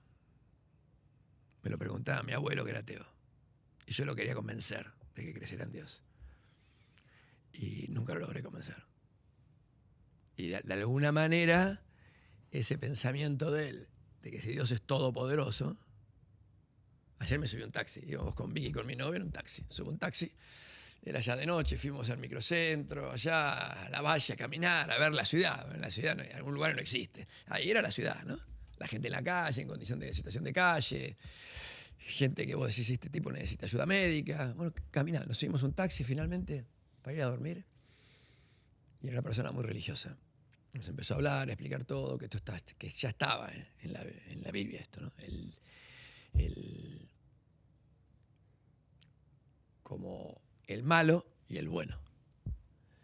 Y que bueno, que el malo era Irán y que el bueno era los otros. Y el tipo decía, hace 2500 años que existe Irán. Y siempre existió, de una manera o de otra, ¿no? Babilonia, Asiria, Sumeria, los caldeos, todos los diferentes pueblos que hubo. Y entonces yo le pregunté, le digo, pero si Dios puede todo, ¿por qué se quejaba de que eran malos? Le digo, ¿por qué los dejáis ser malos? Hace 2500 años que están dando vuelta, ¿no? Entonces eso es un poco lo que le criticaría. Che, Fer, todo el poder. Yendo a uno de tus...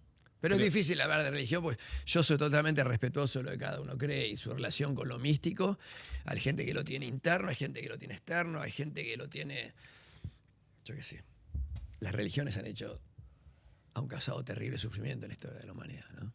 Che, vos antes de arrancar dijiste que eras como un emprendedor serial y claramente lo demostraste.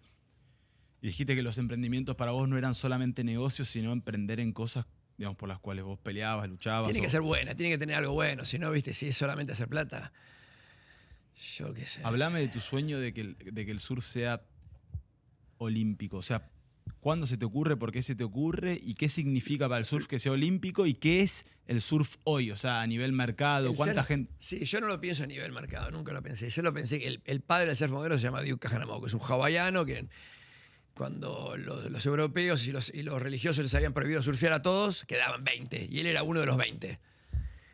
Pero lo que pasó es que el flaco era tan rápido nadando, con un estilo de natación libre que nadie la usaba, que era la patada de delfín, ¿no? Como la de mariposa. Que le tomaron el tiempo, era 3 minutos más rápido, 3 segundos más rápido en los 100 metros que el campeón mundial. Entonces lo llevaron de Hawái a California para medirlo y dijeron que los hawaianos por ahí no miden bien. Lo trajeron, lo cliquearon, sí, 3 segundos y medio. Se lo llevaron a los Juegos Olímpicos del 2012 de Estocolmo y ganó la medalla de oro.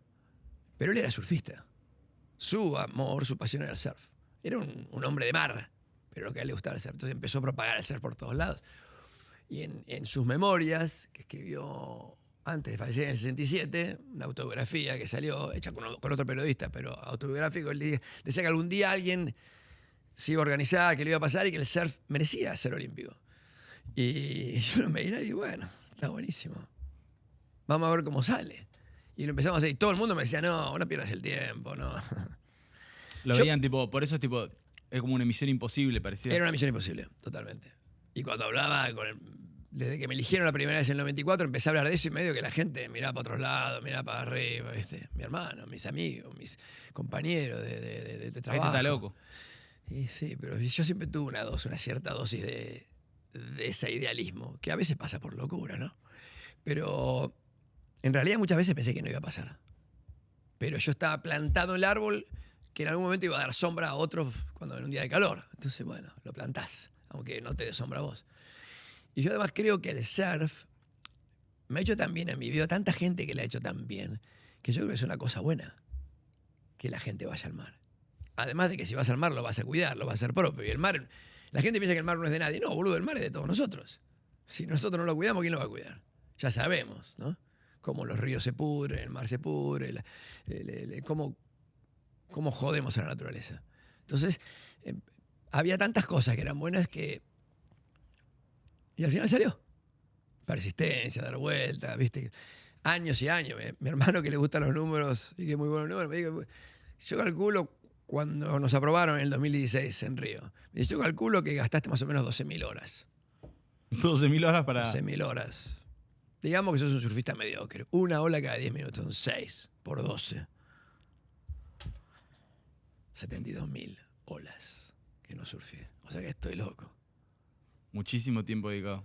72.000 olas. 72.000 olas. Olas. 12.000 horas por Claro. 6. Primera ola de tu vida. La primera, 14, 15 años. ¿Qué le Sí, dirías? 13 años. ¿Qué le dirías a ese Fer que la está esperando? Gracias por animarte, porque era malo en los deportes. Gracias por surfear. ¿Viste? Al poco tiempo mi hermano surfeaba. Al año salió su campeón argentino junior. Yo estaba allá atrás. Pero... ¿Cómo hubiese cambiado tu vida si no lo hacías, si no te subías a la tabla? Y por ahí no hubiera encontrado balance, no hubiera encontrado ser feliz con mis limitaciones, ¿no? Y hoy, que a mi edad todavía, después de 55 años, sigo surfeando, digo, gracias, todos los días digo gracias. A veces remo, o con mi hermano, con un amigo, con mi novia, con mis hijos, remo y a los 120 segundos que estás remando todavía no agarraste una ola y te das cuenta que algo ya pasó. ¿Cuántos Es hijos tenés? inexplicable. 4. Tengo trillizos de 29 y una niña de 13. ¿Se portan bien? Yo creo que sí, yo creo que son buenas. Lo único que puedes esperar de tus hijos es que sean buenos y sanos. Si son buenos y sanos, viste, el resto todo tiene solución, ¿no? Dijiste que nunca viste el surf como un mercado. Salgamos de la palabra mercado. ¿Hay números de cuánta gente surfea en el mundo o 50 millones más o menos hoy, 50 millones? que van más o menos frecuentemente al mar. Eso no incluye gente que va a barrenar olas sin una tabla. Seguramente más. Y viste que, bueno, tú, digamos, Reef siguen esas marcas, pero ¿están sufriendo un cambio las marcas de surf? Sí, como lo que pasa en todo el capitalismo. Las empresas exitosas son compradas por fondos. ¿Y qué pasa cuando las Y compran? los fondos de inversión son básicamente bancos privados, que lo único que quieren es un retorno mejor todos los años. Obvio, como cualquier que es dueño de algo, lo compra para que le vaya mejor. ¿Y entonces qué pasa con el producto? Pasa con el producto, pasa con su comportamiento social, con las cosas que hacen, es diferente. Es diferente cuando ¿Pierde las marcas... cultura? Yo te diría que perdería la cultura, me preguntabas vos, ¿no? Yo me pregunto si vos lo que decís es, a ver si entiendo, vos lo que decís es, en el capitalismo los fondos compran las marcas, se manejan como bancos para tener mejores retornos. Y venderlas más caras. Y entonces entiendo Otro que lo banco. que intuyen es que para mejorar el EBITDA o lo que te haga evaluar la empresa, Bajan costos. resignan producto, resignan cultura. ¿Qué Yo no sé pasa? si el producto resigna, pero yo creo que resignan mucho del rol de responsabilidad social. Porque no es que hay un ser humano Pero vos lo dueño, hay una corporación con contadores que mira, muchacho, podemos ganar un centavo más por cada peso que vendemos, ¿no? Son dinámicas, yo qué sé, son dinámicas diferentes. La suerte es que abajo de esos vienen otros. vienen otros que son de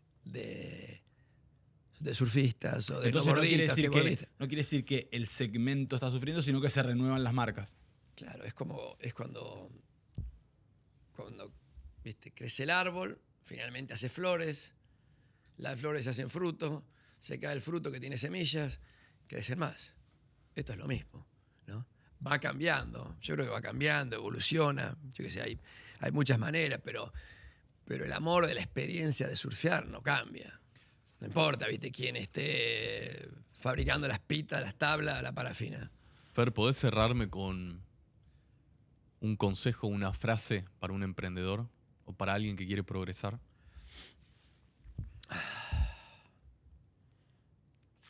No abandonen. Pero no abandonen no abandones esto. No abandones, pero. ¿Qué quiere decir? Y que por ahí esto no va a andar. Pero no abandones tus sueños, no abandones tus esperanzas. Y sobre todo si estás en un grupo que están soñando juntos, menos. Y el grupo pueden ser 2 hermanos, pueden ser un grupo de amigos, puede ser un barrio, puede ser una ciudad, puede ser un país, puede ser el mundo. Todos tenemos sueños individuales, sueños colectivos. Los más lindos son los colectivos. Porque los colectivos generan conexión. Yo, o sea, ahora mi sueño era tener un museo del surf, un lugar de todo lo que había ido recibiendo de regalos todos estos años, estuviera un lugar para que fuera de acceso gratuito, público, que la gente pudiera venir a verlo, a compartir, imaginarse las tablas de los campeones mundiales, los trajes de baño de lana hace 100 años. ¿Viste? Es como te gustan los teléfonos, la comunicación. Bueno, mostrar un teléfono cuando no había operador, no había ni siquiera para discar. Entonces, por eso, el año pasado compramos una casa vieja en Mar del Plata para hacer un museo. Pero a mí me gusta comer sano. Entonces, también encontramos unos chicos que nos alquilaron para hacer un restaurante de comida sana que quiere ser al final todo orgánico y sin agroquímicos. En enero del año que viene, o sea, hacemos un capítulo ahí. Sí, buenísimo. Falta un montón, ¿no? Sí, no. Por ahí un poco antes. No, cuando quieran. Pero creo. La enseñanza. El maestro es el mar. De lo que yo te acabo de decir y ahora te lo completo. Vos te vas a surfear, estás preparado, estiraste, tenés una buena tabla, es un buen día, entendés ese lugar de ola porque llevas todo el tiempo, remás con todo y se te escapa una ola. ¿Qué haces? ¿Te vas a tu casa? No. Da vuelta, volvés y esperás que venga otra. Sos un poco más atento, ¿viste? Esperás tu turno, que otros que estaban ahí agarren sus olas. Eventualmente te llega tu turno y por ahí se la agarrás. Entonces, como que si te va mal, uno podría abandonar, pero volvés. Pero remala con toda la fuerza. Remala como si fuera la última ola de tu vida. Pero no es solamente un consejo de empresa, es un consejo de vida. Pues después de todo, el trabajo es una parte de tu vida. Y si te va bien o mal en el trabajo, por supuesto que tiene influencia en tu vida. Pero enfócate en lo que te hace feliz sin hacerle mal a un tercero. Eso es, yo qué sé. Muy lindo. La pasamos muy bien, Fer. Bueno, Gracias. Espero que vos también. gracias. Un gran Muchas aplauso gracias. para vos.